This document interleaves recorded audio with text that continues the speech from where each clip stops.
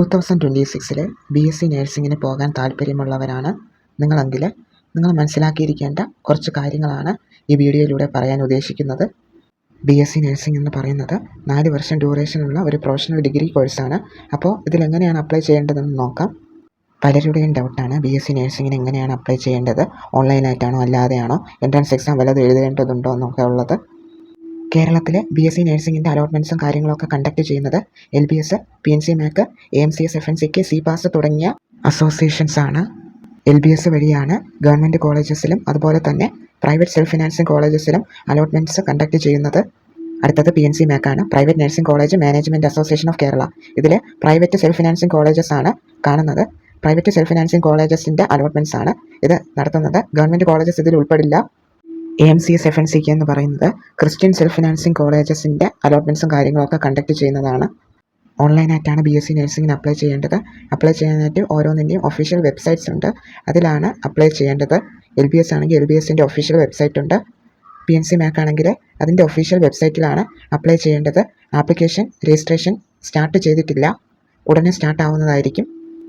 BSc നഴ്സിംഗിന് apply ചെയ്യാനായിട്ട് eligibility criteria ഉണ്ട്. അതായത് കാൻഡിഡേറ്റ്സ് സയൻസ് സ്ട്രീമിലെ ഫിസിക്സ്, കെമിസ്ട്രി, ബയോളജി ഈ 3 വിഷയം പഠിച്ചിരിക്കണം. അതുപോലെ തന്നെ 3 വിഷയത്തിലും 50% മാർക്കും വേണം. അതായത് മിനിമമായിട്ട് എന്ത് ചെയ്യണം, പാസ് മാർക്ക് വേണം.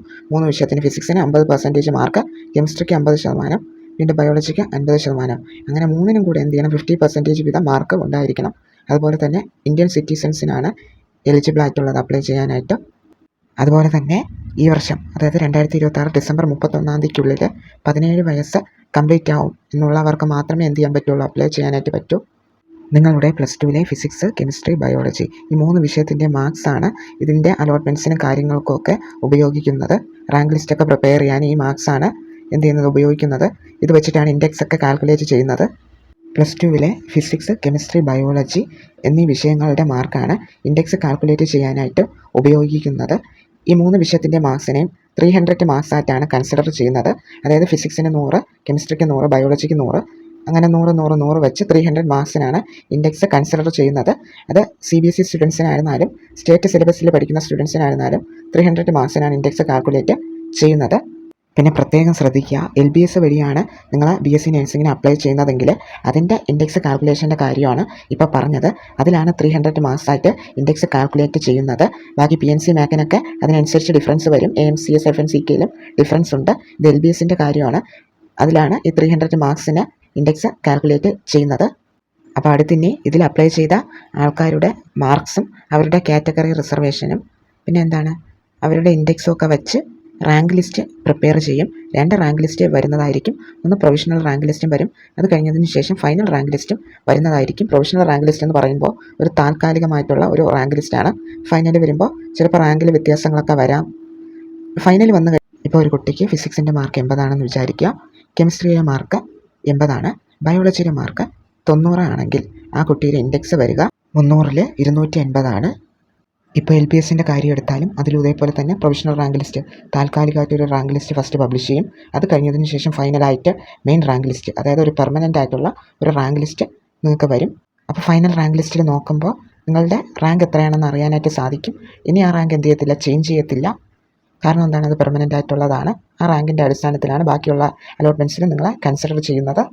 റാങ്ക് ലിസ്റ്റ് എല്ലാം വന്നതിന് ശേഷം അടുത്ത കോളേജ് ഓപ്ഷൻ രജിസ്ട്രേഷനാണ് നടക്കാനായിട്ട് പോകുന്നത്. അതിൽ നിങ്ങൾക്ക് എന്താണ്, കോളേജ് ഓപ്ഷൻസ് രജിസ്റ്റർ ചെയ്യേണ്ടതാണ്. നിങ്ങൾക്ക് ഇഷ്ടപ്പെട്ട കോളേജസ് എന്ത് ചെയ്യുക, രജിസ്റ്റർ ചെയ്ത് കൊടുക്കാം. അതിൻ്റെ അടിസ്ഥാനത്തിൽ ട്രയൽ അലോട്ട്മെൻറ്റ് എടുത്ത് പബ്ലിഷ് ആവും. ട്രയൽ അലോട്ട്മെൻറ്റ് എന്ന് പറഞ്ഞാൽ ജസ്റ്റ് ഒരു താൽക്കാലികമായിട്ടുള്ള അലോട്ട്മെൻറ്റാണ്. നിങ്ങൾ വച്ച കോളേജിൻ്റെ അടിസ്ഥാനത്തിൽ നിങ്ങൾക്ക് ആ ഒരു കോളേജിന് അലോട്ട്മെൻറ്റ് കിട്ടുമോ ഇല്ലയെന്ന് ജസ്റ്റ് ഒരു ചാൻസ് ചെക്ക് ചെയ്യുന്നത് പോലെ വരുന്ന ഒരു അലോട്ട്മെൻറ്റാണ്. എന്ന് പറഞ്ഞാൽ ട്രയൽ അലോട്ട്മെൻറ്റ് എന്ന് പറഞ്ഞാൽ ജസ്റ്റ് ഒരു താൽക്കാലികമായിട്ടുള്ള ഒരു അലോട്ട്മെൻറ്റാണ്. നിങ്ങൾ വെച്ച ഓപ്ഷൻസിനനുസരിച്ച് നിങ്ങൾക്ക് അലോട്ട്മെൻറ്റ് കിട്ടുമോ ഇല്ലയെന്ന് ജസ്റ്റ് ഒരു ചാൻസ് ചെക്ക് ചെയ്യുന്നതാണ്. അതിൽ കിട്ടിയാലും ഇല്ലെങ്കിൽ കുഴപ്പമൊന്നുമില്ല.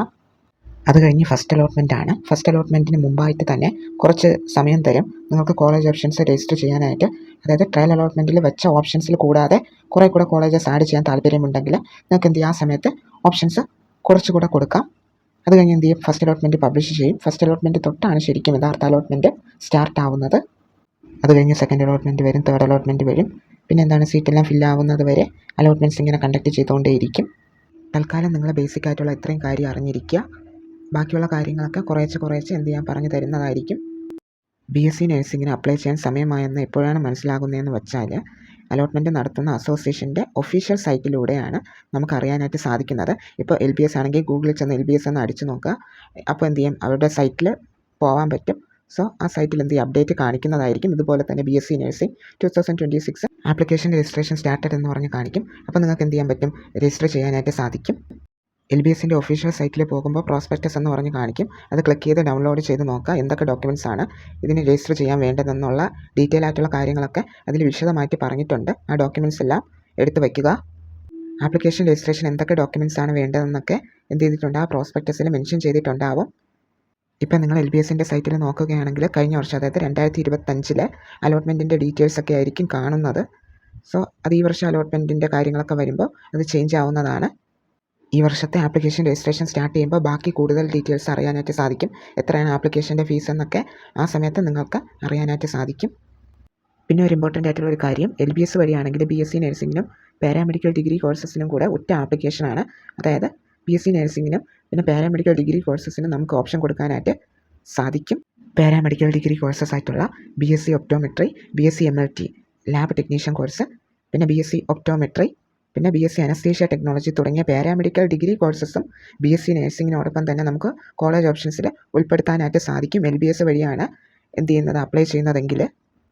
പിന്നെ പ്രത്യേകം ശ്രദ്ധിക്കുക, ഈ പറഞ്ഞ അസോസിയേഷൻസ് എല്ലാം അവരുടെ അലോട്ട്മെൻറ്റ്സ് അവരുടെ ഓൺ വെബ്സൈറ്റ് വഴി സെപ്പറേറ്റ് ആപ്ലിക്കേഷൻ ആയിട്ടാണ് കണ്ടക്റ്റ് ചെയ്യുന്നത്. അല്ലാതെ ഇവർ തമ്മിൽ എന്താണ് യാതൊരു ബന്ധവുമില്ല. പിന്നെ ഓരോ അസോസിയേഷൻസിനും അതിൻ്റേതായിട്ടുള്ള ഡിഫറൻസ് ഉണ്ട്, ആപ്ലിക്കേഷൻ രജിസ്ട്രേഷൻ്റെ ഫീസിനും പിന്നെ ബാക്കി കാര്യങ്ങൾക്കും. നിങ്ങൾക്ക് ഈ ഒരു കോളേജിൽ അലോട്ട്മെൻറ്റ് കിട്ടുന്നത് നിങ്ങളുടെ റാങ്ക്, ഇൻഡെക്സ്, പിന്നെ കാറ്റഗറി റിസർവേഷൻസ് എന്തെങ്കിലും ഉണ്ടെങ്കിൽ അതിൻ്റെയൊക്കെ ബേസിലും പിന്നെ ആ ഒരു പർട്ടിക്കുലർ കോളേജുകളുടെ സീറ്റ് വേക്കൻസിയുടെ അടിസ്ഥാനത്തിലായിരിക്കും. എല്ലാവർക്കും പറഞ്ഞ കാര്യങ്ങൾ മനസ്സിലായെന്ന് വിശ്വസിക്കുന്നു. ഡൗട്ട്സ് ഉണ്ടെങ്കിൽ ചോദിക്കണം. അപ്പോൾ ബാക്കിയുള്ള കാര്യങ്ങളും ഇതുപോലെ തന്നെ ഓരോന്നായിട്ട് ഡീറ്റെയിൽ ആയിട്ട് തന്നെ പറഞ്ഞു തരുന്നതായിരിക്കും.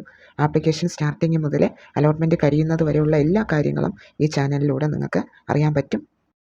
എല്ലാവർക്കും താങ്ക് യു.